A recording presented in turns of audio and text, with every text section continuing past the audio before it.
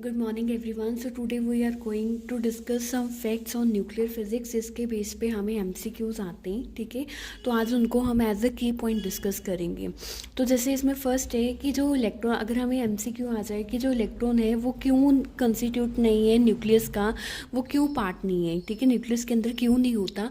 तो उसके basically mainly 3 regions हैं। One is uncertainty principle, second is spin and third one is the magnetic movement. जो magnetic movement होता है ना न्यूक्लियस का, वो हमेशा क्या होता है, लेस देन होता है इलेक्ट्रॉन के मैग्नेटिक मूवमेंट से, ठीक है। तो इन्हीं 3 रीजंस के कारण जो इलेक्ट्रॉन होता है वो हमारे न्यूक्लियस का पार्ट नहीं होता है, ओके। नेक्स्ट हमें पूछा जा सकता है कि जो बाइंडिंग एनर्जी होती है वो किसके प्रोपोर्शनल होती है। देखो, सबसे पहले जो बाइंडिंग एनर्जी होती है that is basically energy required to hold the nucleons. अब न्यूक्लियंस में क्या क्या आते हैं, प्रोटॉन्स एंड न्यूट्रॉन्स आते हैं, ठीक है। और ये जो बाइंडिंग एनर्जी होती है that is always directly proportional to the A, okay. उसके बाद है मैजिक न्यूक्लियर क्या होती है और उनकी कैरेक्टरिस्टिक्स कैसी होती है। देखो, मैजिक न्यूक्लियर अगर तो नंबर ऑफ न्यूट्रॉन्स या नंबर ऑफ प्रोटॉन इक्वल हो मैजिक नंबर्स के। मैजिक नंबर कौन कौन से हैं, 2, 8, 20, 50, 82, 126। अगर किसी के भी इक्वल हो तो उन्हें हम क्या बोलते हैं, मैजिक न्यूक्लियर बोलते हैं, ठीक है। अब जो मैजिक न्यूक्लियर होते हैं उनमें उनकी बाइंडिंग एनर्जी भी क्या होती है, ज़्यादा होती है, ठीक है। इनकी जो न्यूट्रॉन कैप्चरिंग पावर है ना, मीन जब हम इनके साथ बम्बार्डमेंट करवाते हैं न्यूट्रॉन्स की, तो ये उसको कैप्चर नहीं कर पाते। इनकी जो कैप्चरिंग पावर टेंडेंसी होती है वो क्या होती है, लेस होती है, क्योंकि ये तो ऑलरेडी स्टेबल होते हैं, ठीक है। और इनकी जो क्वाड्रपल पोल मूवमेंट है वो भी क्या होती है, ज़ीरो होती है। क्यों ज़ीरो होती है, बिकॉज इनकी स्टेबिलिटी के कारण इनकी जो क्वाड्रपल मूवमेंट है वो क्या होती है, ज़ीरो होती है, ओके। सो मैजिक न्यूक्लियर में यही होता है कि अगर number of proton and number of neutron magic number के इक्वल हैं तो उनका बाइंडिंग एनर्जी भी ज़्यादा है, उनका न्यूट्रॉन कैप्चरिंग पावर जो लेस है, क्वाड्रुपल मोमेंट ज़ीरो है, और उनकी जो स्टेबिलिटी है वो क्या है, मैक्सिमम है, ओके। नेक्स्ट जो होता है न्यूट्रॉन। न्यूट्रॉन क्या होता है, देखो जो न्यूट्रिनो है बेसिकली ये कब इमिट होता है, यहाँ पे न्यूट्रिनो आएगा। जो न्यूट्रिनो है ये बीटा डिके में इमिट होता है, पॉजिटिव बीटा डिके में। Anti neutrino beta negative decay में इमिट होता है, ठीक है। तो बेसिकली जो न्यूट्रिनो की इंट्रैक्शंस होती हैं वो होती है kind of the weak interaction, ठीक है। इसमें स्ट्रॉन्ग इंट्रैक्शंस नहीं आती है, ईएम इंट्रैक्शन नहीं आती, सिंपली वीक इंट्रैक्शन इसमें आती है, ओके। उसके बाद है कि जो कंसेप्ट था न्यूक्लियर एटम का या न्यूक्लियस का वो दिया था रदरफोर्ड ने अल्फा रे स्कैटरिंग, रदरफोर्ड स्कैटरिंग दी थी ना, तो उसमें उसने बताया था कि उसके सेंटर में कुछ है जहाँ से क्या मैक्सिमम डिफ्लेक्शन हो रहा है, या कुछ पार्ट क्या है बिल्कुल सीधा जा रहा है, ठीक है। तो वहाँ से उन्होंने न्यूक्लियस का कंसेप्ट डिस्कवर किया था और ये कंसेप्ट दिया था रदरफोर्ड ने। नेक्स्ट जो क्वाड्रुपल मूवमेंट हम ऑलरेडी डिस्कस कर चुके हैं, जो मैजिक न्यूक्लियर होते हैं उनकी भी क्या होती है, ज़ीरो होती है, और जो डबली मैजिक भी होते हैं उनकी भी क्वाड्रुपल मूवमेंट क्या होती है, ऑलवेज ज़ीरो होती है, okay. Next is the numerical की रेडियस ऑफ बेरिलियम न्यूक्लियस हमें दिया हुआ है 2.4 पर भी, हमने निकालना है एल्यूमिनियम का। और बेसिकली हमने पता है कि r is equal to r naught A 1/3 होता है, ठीक है। ये जो हम ऑलरेडी हमारे पास फॉर्मूला होता है, ठीक है। तो देखो यहाँ पे रेडियस ऑफ बेरिलियम न्यूक्लियस हमें कितना दिया हुआ है, 2.4 फर्मी दिया हुआ है। हमने किसका निकालना है, एल्यूमिनियम का निकालना है, ठीक है।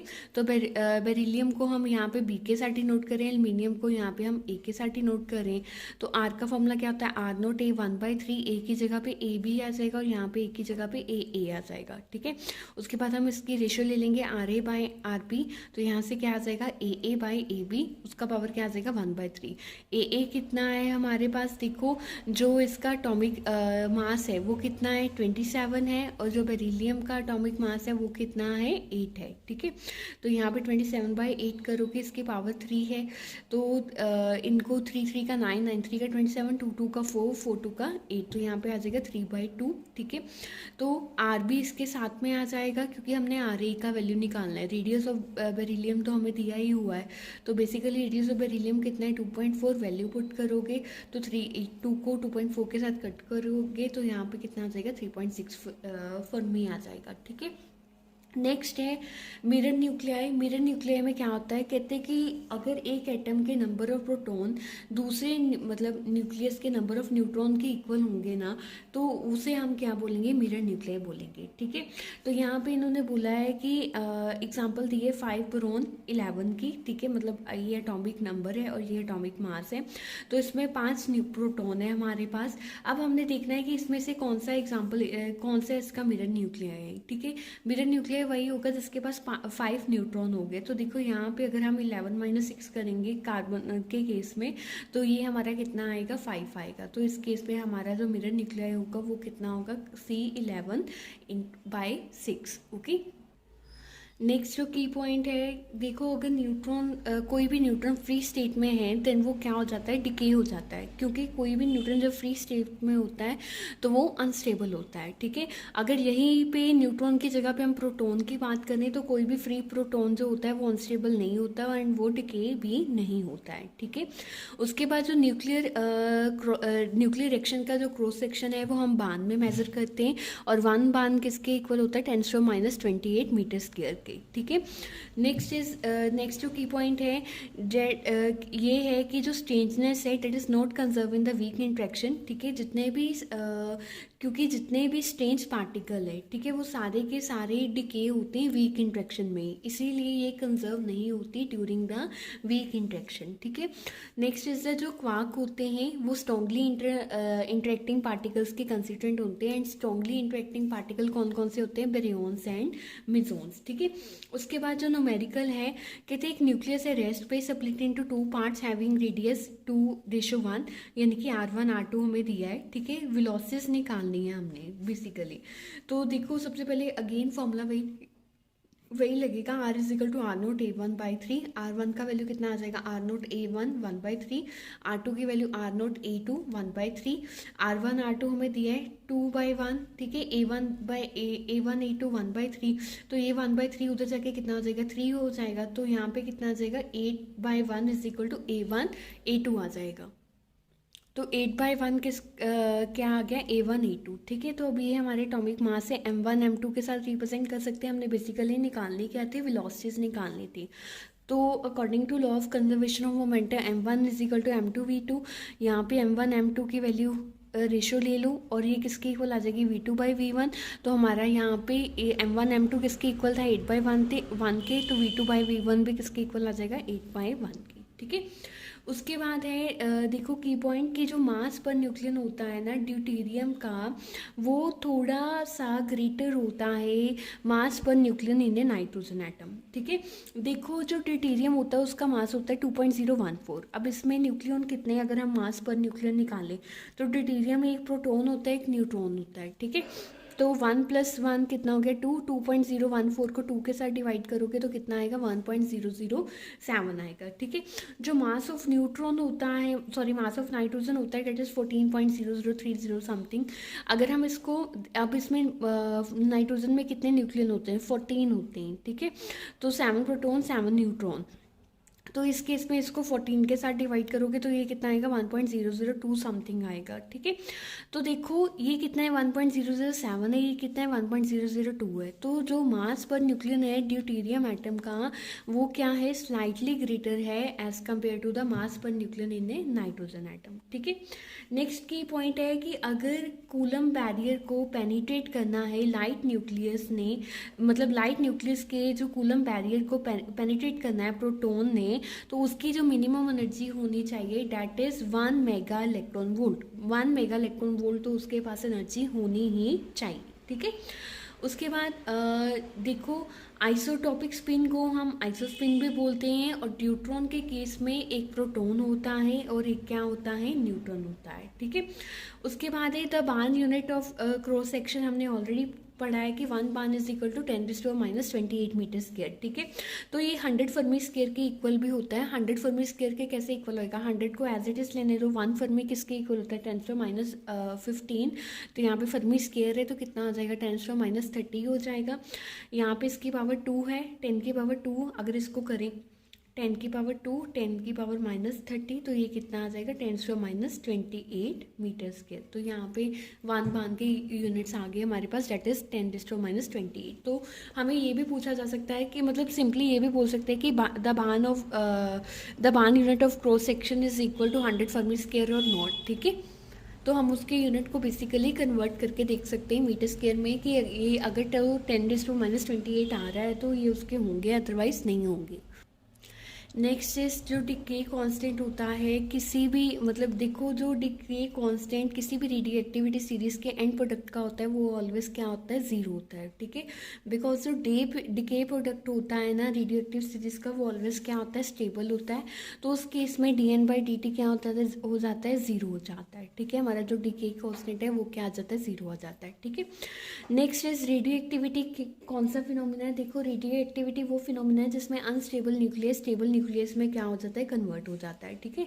तो रेडियो एक्टिविटी में जो रेडिएशंस होती हैं वो दो फॉर्म की होती हैं, one is particulate and second one is EM, ठीक है। तो हमने alpha beta raise gamma rays पढ़ी हुई है। तो पार्टिकल्स वाली जो रेज होती हैं that is alpha and beta, and जो EM वेव्स होती हैं that is gamma rays, okay.